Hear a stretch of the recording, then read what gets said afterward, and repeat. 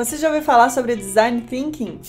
Hoje nós vamos conversar um pouquinho sobre isso no nosso primeiro vídeo aqui da DXP Consultoria.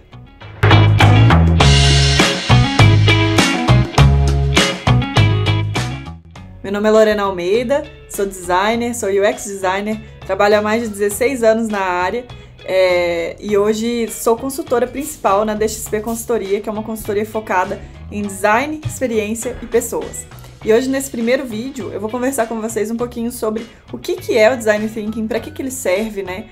O que se passa na cabeça de um designer, e para a gente entender um pouco mais sobre as aplicações desse método, né? É um método, é um framework, é uma forma de pensar, é um processo, o que é? Então, vamos lá que hoje nós vamos conversar um pouquinho sobre isso. Então, Design Thinking para problemas complexos, soluções inovadoras.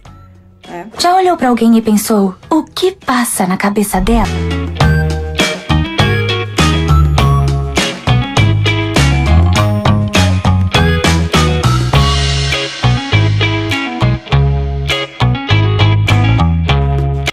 Então, o design, ele não é apenas o que parece e o que se sente, ele também é como funciona.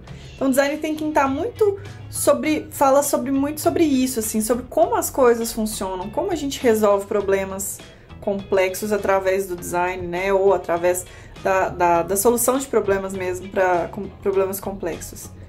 E aí, o que é propriamente o Design Thinking, né? É um processo estruturado para a resolução de problemas, e ele foi desenvolvido para solucionar problemas complicados, né, complexos. Tem como propósito facilitar soluções inovadoras e reduzir riscos. Então, se a gente tem um problema muito complexo, né, muito complicado, e as soluções propostas que a gente já tem ali em mente não resolvem, a gente entra com o Design Thinking para ajudar a resolver essas soluções. Só que eu gosto de falar também que ele é mais do que apenas um processo. Ele é um processo também, mas ele também é uma forma de pensar, né? Muita gente tem essa forma de pensar, conforme eu vou mostrar para vocês aí mais para frente, que pensa e enxerga problemas dessa forma, né? Então ele foi desenvolvido aí, nós vamos conversar aí também mais para frente, para resolver esses problemas muito complexos e muito complicados.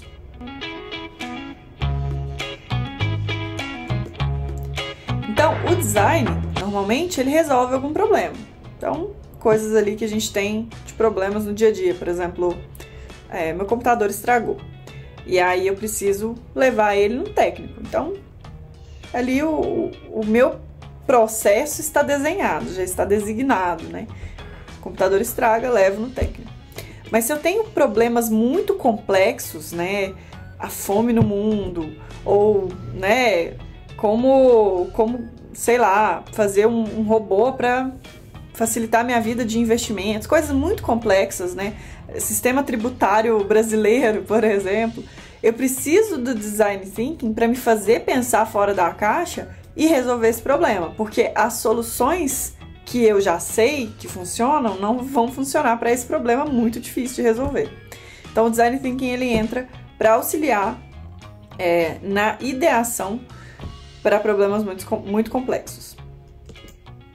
E aí, como que surgiu o Design Thinking, né?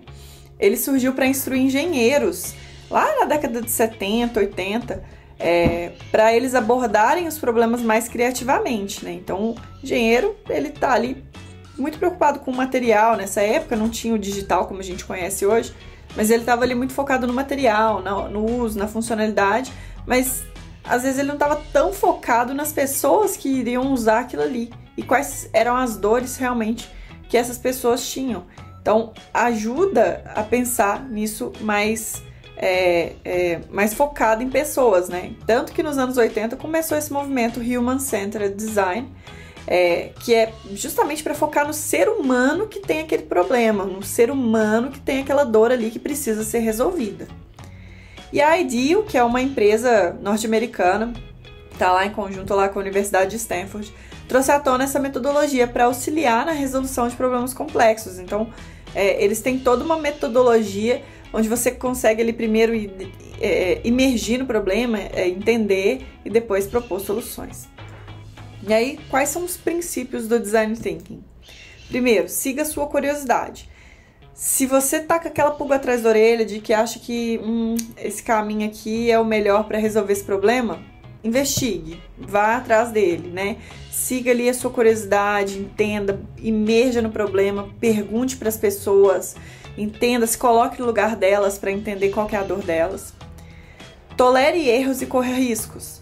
Então, se eu tô num ambiente que não me permite cometer erros, eu não vou ter possíveis soluções, né? Então, às vezes as pessoas pensam, não, mas se eu não tentar nada, eu não vou errar. E aí muita gente é aversa ao erro, né? Não quer errar de jeito nenhum, tem que ser sempre tudo perfeito. E eu ir pelo caminho mais seguro é sempre melhor. Mas quando a gente precisa resolver alguma coisa, a gente precisa testar. E testar nem sempre é acertar, né? Às vezes a gente erra e descobre o que não fazer, que já é uma descoberta ótima. Mas às vezes a gente erra e descobre um caminho para uma outra possibilidade que a gente não tinha pensado. Então, testar e cometer erros, né, e correr riscos é importante no processo de design thinking para a gente poder realmente ter essa liberdade e que a mente da gente esteja aberta a todas as possibilidades, né? Coloque o usuário ou a pessoa no centro e siga seus instintos. Então, sempre a gente está resolvendo um problema para alguém, né? Eu não estou resolvendo um problema de um prédio. Eu não estou resolvendo um problema de um computador. Eu não estou resolvendo um problema de um hospital. Eu estou resolvendo um problema de uma pessoa que mora num prédio. Eu estou resolvendo um problema de uma pessoa que usa um computador. Eu estou resolvendo um problema de uma pessoa que está doente e está no hospital. Então, assim, sempre a gente tem que colocar as pessoas no centro para resolver problemas para as pessoas, não para as coisas ou para as situações, né? E aceite ambiguidades. O que é aceitar ambiguidade? A solução que eu acho que está certa, eu não posso me apaixonar pela solução, né? Eu não posso ir, tipo, nossa, isso aqui é sempre esse caminho aqui, eu vou sempre por ele. Eu tenho N possibilidades, N formas de que isso aqui dê certo, né? Então, eu vou precisar explorar diversos caminhos. E isso é aceitar que os problemas podem ter mais de uma solução. Ou que um problema pode se destrinchar em mais de um problema, né? E qual deles ali que é realmente a principal dor. Então, tudo tem ambiguidade, tudo tem dois lados da moeda. E a gente precisa aceitar e entender todas essas ambiguidades. E aí, quando a gente fala em design, né? A gente fala do design como, pensando aí na minha época de designer gráfico. Eu sou designer gráfica desde os 16 anos. Antes, a gente chegava, a pessoa falava assim, eu preciso que a minha empresa seja conhecida. Então, o problema da pessoa é que a empresa dela não era conhecida. E aí ela chegava pra gente com a solução já pronta, né? Só executa aí pra mim. Quer dizer, faz um cartão de visita aí pra mim, que eu preciso entregar pras pessoas pra eu ser conhecido. Então, antigamente o design era apenas uma fase do projeto que precisava ser entregue por especialistas de design. Eles chegavam, faz o cartão de visita, o designer entregava ali e pronto. Não era parte da solução ali. Processo, nunca nem vi, não tinha processo. Faz aí, faz do jeito que você quer. O designer não entendia, eu, muito imatura também, na época eu não entendia o que a empresa fazia direito, só fazia o que estavam me mandando. E aí não tinha muito processo. Entregáveis, mockups, wireframes, protótipos, artes, sketches, qualquer coisa nesse sentido. E o designer, ele é completamente desconectado do desenvolvimento, né? Do desenvolvimento daquilo ali. Então, se o designer criava um cartão de visita que seja, por exemplo, ele não sabia como é que era o processo de impressão daquilo, né? Então, assim, a pessoa não está muito ali preocupada em fazer além da parte dela. Então, isso era o processo de design antigamente. Estou falando do design gráfico, mas para qualquer design. Pode ser arquitetura, pode ser design de web design, né? Que antes não era UX design, era web design. Podia ser qualquer coisa, onde o designer era contratado para executar um projeto e ao fim daquele projeto encerrou ali o contato com ele. Só que hoje as coisas mudaram e mudaram para melhor. ainda bem, né? Ele precisa estar desde o início ali, do entendimento daquele problema. Então, assim, se hoje alguém vira para mim e fala assim, eu preciso que a minha empresa seja conhecida, faz um cartão de visita para mim. Eu vou entender por que essa pessoa precisa que a empresa dela precisa ser conhecida. Eu vou entender o que a empresa dela faz, quem que é o público, o que ela atende. Eu não vou simplesmente fazer um cartão. Eu vou ajudar a construir o branding dessa empresa, vou ajudar a construir a marca. Não simplesmente um cartão de visita, mas sim o logo, sim a forma como essa empresa se posiciona e também a forma como ela é vista pelas pessoas. Entender ali por que ela não está sendo conhecida ainda e quais ações fazer para essa empresa ser conhecida. Então, ver que é muito diferente da forma como era antes e da forma como é agora. Isso serve também para a área que eu atuo atualmente, que é o UX Design. Então, antes de eu resolver um problema, eu preciso entender o que é esse problema, e não simplesmente chegar com as coisas prontas ali e desenvolver algo com base nos achismos, né? Então, hoje a gente tem o processo de Design Thinking, que eu vou mostrar para vocês um pouco para frente aí como que é o processo.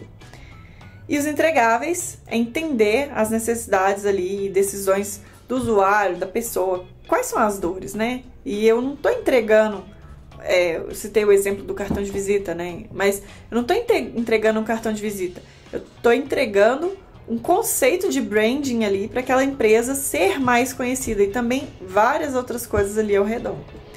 E o designer, ele é alguém que facilita e engaja outros temas, né? Numa equipe colaborativa. Hoje a gente precisa de ter equipes multidisciplinares trabalhando para realmente resolver as dores, né, os problemas ali.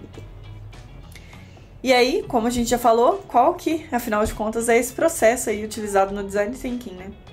Então, diversas empresas abordam de formas diferentes, mas o primeiro que iniciou lá na IDEO, né, junto lá com a Universidade de Stanford, foi esse processo de Design Thinking de 5 fases, que é a empatia,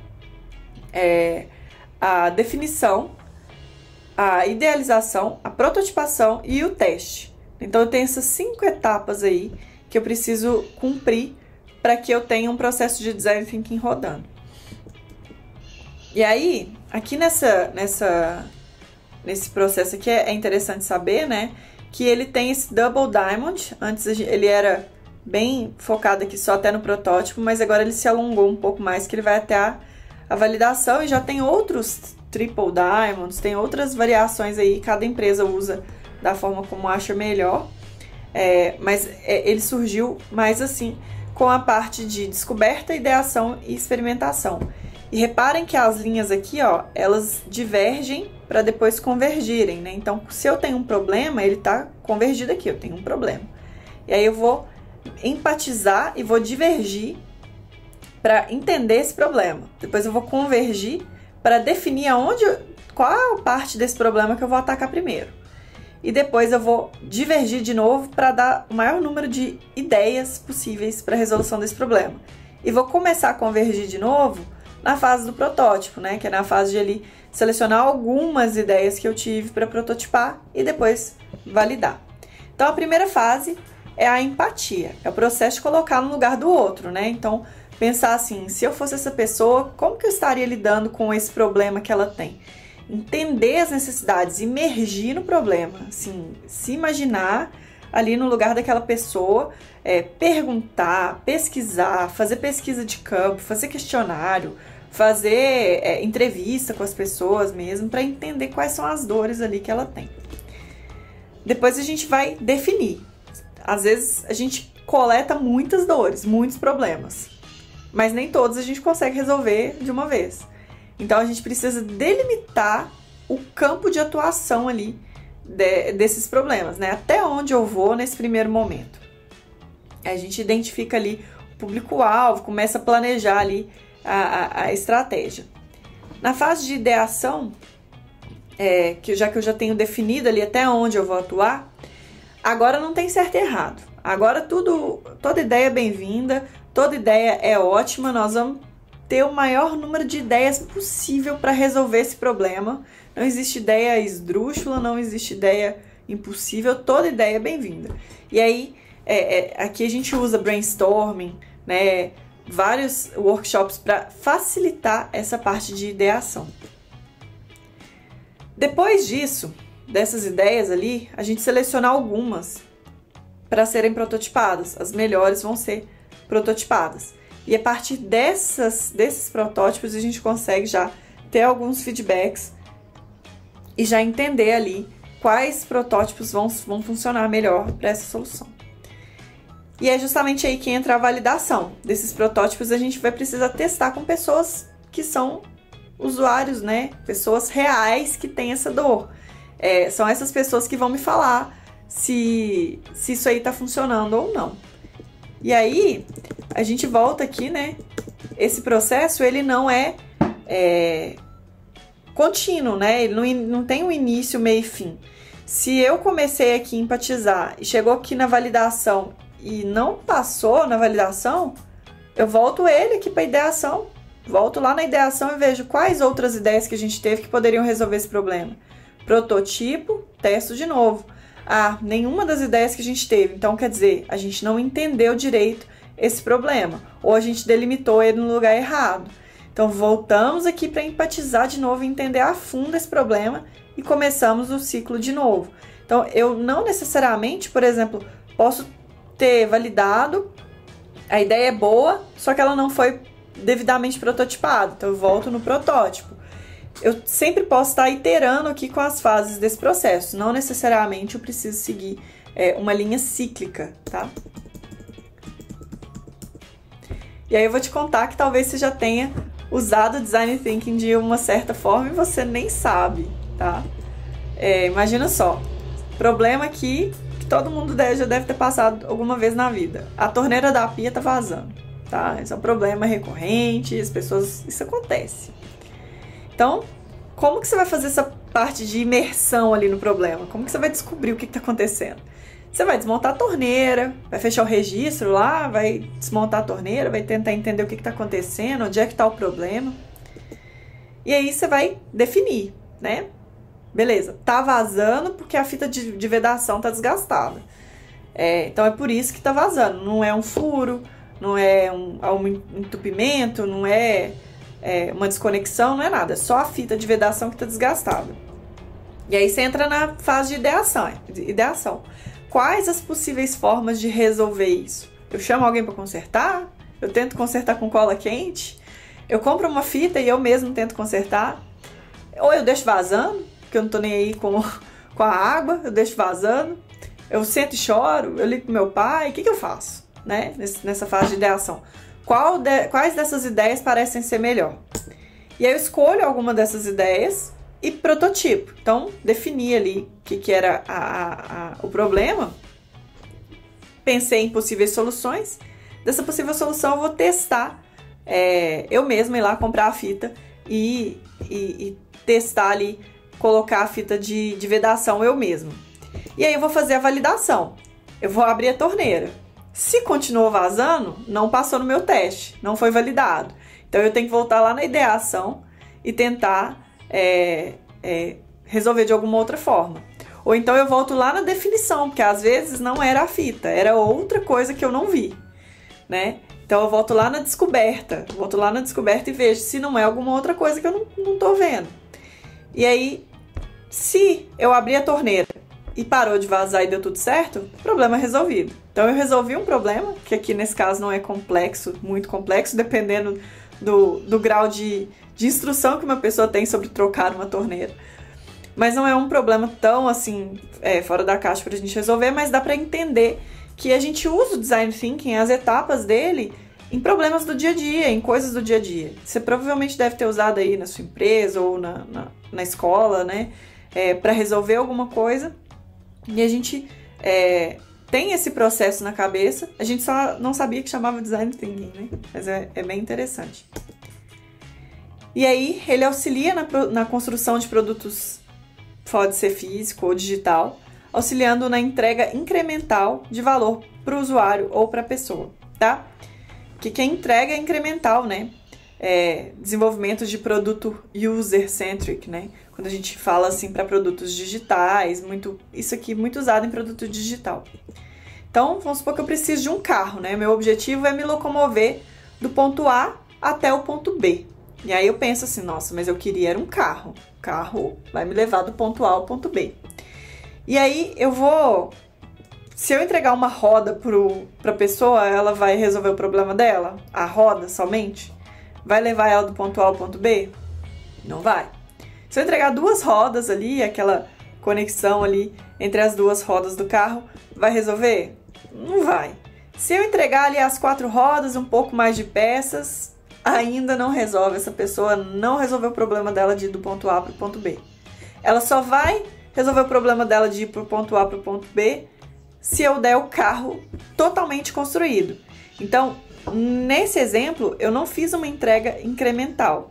Eu preciso de um projeto para construir aquilo ali e só vai ser entregue depois que tiver tudo pronto. Agora, se o problema da pessoa, se eu entendi que ela não queria um carro, ela queria apenas se locomover do ponto A ao ponto B, eu posso usar o desenvolvimento incremental. Se eu der um skate para ela, ela vai resolver? Não vai gerar valor, né? Ela vai poder cair, vai machucar, às vezes tem morro para subir, ela vai ter que carregar no skate. Não entregou valor. Mas se eu entregar um patinete, já começa a melhorar. Um patinete elétrico ali, já começa a melhorar. Se tiver morro, também já não entrega tanto valor. A bicicleta, dependendo da situação, já melhora bastante. Já não é um skate. Se for uma reta, já entrega valor. Agora, uma moto já entrega mais valor ainda. Então, eu vou construindo ali aos poucos e vou entregando pequenos valores para essa pessoa, até eu entregar o carro propriamente dito, que é o que essa pessoa quer. Mas ela queria se locomover do ponto A ao ponto B. Desde a primeira opção até a última, todas aqui entregam valor para essa pessoa, tá? Então, essa entrega incremental, ela entrega valor para o usuário, tá? Agora eu vou mostrar para vocês um vídeo da IDEO que fala sobre o Design Thinking, né? Como eles usam o Design Thinking para resolver problemas e desenvolver produtos. We went to IDEO, the product design folk, and said, take something old and familiar, like, say, the shopping cart, and completely redesign it for us in just 5 days. ABC News correspondent Jack Smith tells us what happened next. 9 in the morning, day 1, and these people have a deadline to meet. So, welcome to the kickoff of the shopping cart project. This is Palo Alto, California, in the heart of Silicon Valley, and these are designers at IDEO, probably the most influential product development firm in the world. IDEO has designed everything from high-tech medical equipment to the 25-foot mechanical whale in the movie Free Willy, and the first computer mouse for Apple. Smith ski goggles, Nike sunglasses, NEC computer screens. Hundreds of products we take for granted. The point is that we're not actually experts at any given area. You know, we're kind of experts on the process of how you design stuff. So we don't care if you give us a toothbrush, a toothpaste tube, a tractor, a space shuttle, you know, a chair. It's all the same to us. We want to figure out how to innovate by using our process, applying it. Project leader is Peter Skillman, a 35-year-old Stanford engineer. Project leader because he's good with groups, not because of seniority. He's only been at IDEO for 6 years. The rest of the team is eclectic, but that's typical here. Whitney Mortimer, Harvard MBA. Peter Coughlin, linguist. Tom Kelly, Dave's brother, marketing expert. Jane Fulton-Suri, psychologist. Alex Kazaks, 26, a biology major, who's turned down medical school 3 times because he's having too much fun at IDEO. Safety emerges early as an important issue. 22,000 child injuries a year, and so they're hospitalized injuries. I mean, there are many others. And theft. It turns out a lot of carts are stolen. As the team works, it becomes clear there are no titles here, no permanent assignments. And the other side gives us a lot of help, says, be safe. Taxi cart is the wind catches it. Yeah. And these things have been clocked at 35 across the parking lot. Oh, man, that's actually a pretty good point. The trick is to find these real experts, and so that you can learn much more quickly than you could by just kind of doing it in the normal way and trying to learn about it yourself. From everything I read, these things aren't that safe either, you know? So probably the seat itself is going to have to be redesigned. One of the interesting things for me is looking at how people really don't like to let go of the cart, except for the professional shopper, whose strategy is to leave the cart at various places. 3:30 in the afternoon, and the group is back at IDEO. There is no let-up. Each team is going to demonstrate and communicate and share everything that they've learned today. A shopping cart has been clocked at 35 miles an hour traveling through a parking lot in the wind. We were in the store, what, 2 hours, and it was truly frightening just to see the kind of stuff going on. You got to designate some people to make damn sure that the store owner's point of view is represented. After 9 straight hours, the team is tired. They call it a day. So, everybody cool? Well, that's great. Thanks a lot. We had a great time today. IDEO's mantra for innovation is written everywhere. One conversation at a time. Stay focused. Encourage wild ideas. Defer judgment. Build on the ideas of others. That's the hardest thing for people to do, is to restrain themselves from criticizing an idea. So if anybody starts to nail an idea, they get the bell, you know. The ideas pour out and are posted on the walls.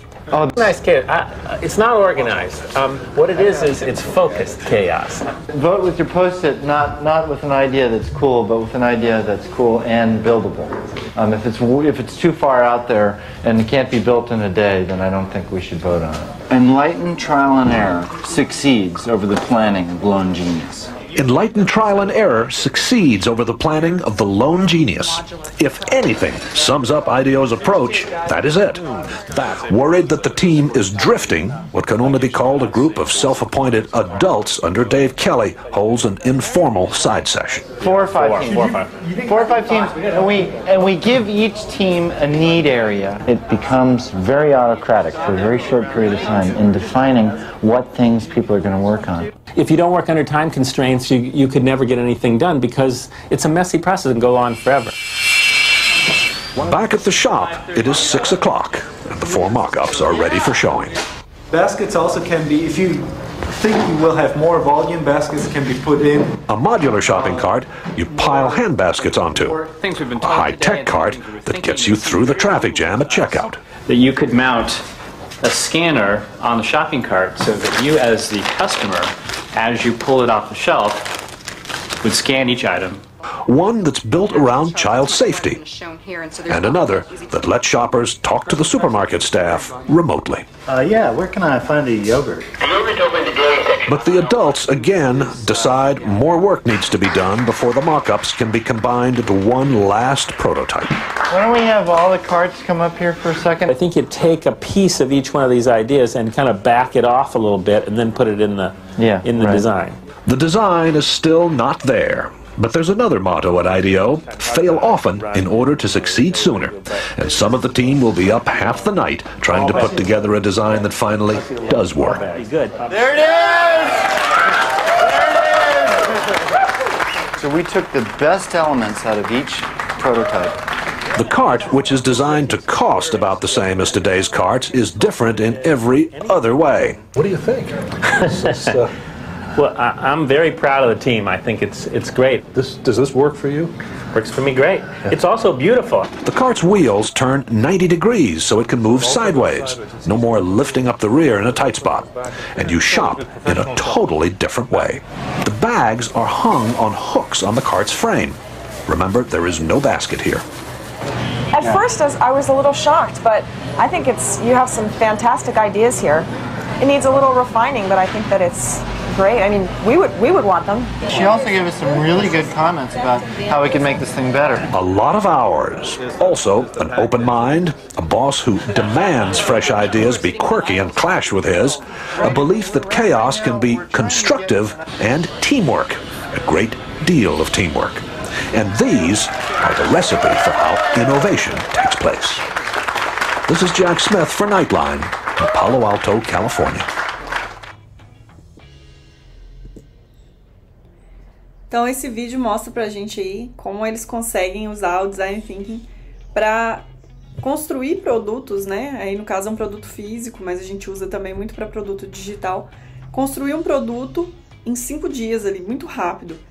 Isso entra também num pouco do processo que a gente chama de Design Sprint, que eu vou falar com vocês em um próximo vídeo. tá? E aí, esse vídeo, ele é muito interessante porque a gente consegue entender ali tudo que o usuário precisa, aquela pessoa que está comprando ali na loja precisa, várias possibilidades, várias possíveis pessoas utilizariam de formas diferentes, e aí trazer para tudo isso para dentro de um protótipo e já testar ali com as pessoas, né? Até aqui tudo lindo, tudo maravilhoso, né? Se a gente adicionasse um pouquinho de caos. Então, esse aqui é o modelo Cinefin, onde a gente tem um modelo de caos, né? Onde acontece e como a gente resolve coisas ali usando o Cinefin, e onde o Design Thinking se aplica a esse modelo, tá? Então, às vezes ali a gente está no óbvio, né? A gente está simplesmente trabalhando, fazendo ali os processos que a gente já está acostumado, tudo tranquilo, e daí a gente perde o controle por algum motivo, e aí chega o caos. O que a gente faz no caos, né?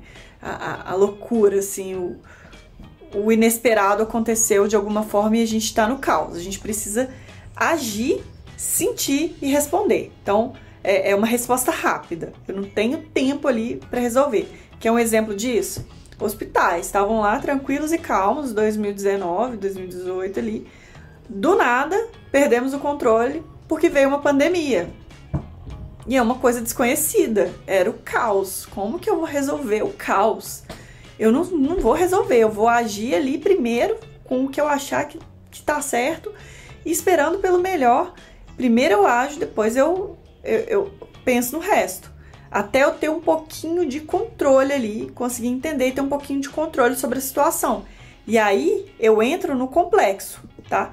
E é aqui que o Design Thinking se aplica. A gente vai usar bastante o Design Thinking, que a gente acabou de falar, em ambientes complexos, onde a gente tem ali práticas emergentes. Eu não tenho muita certeza do que eu estou resolvendo, eu não tenho ali, não é um problema que está muito bem pré-definido, eu ainda estou entendendo ele ali, mas ele não está num momento de caos que eu preciso dar uma ação rápida para ele.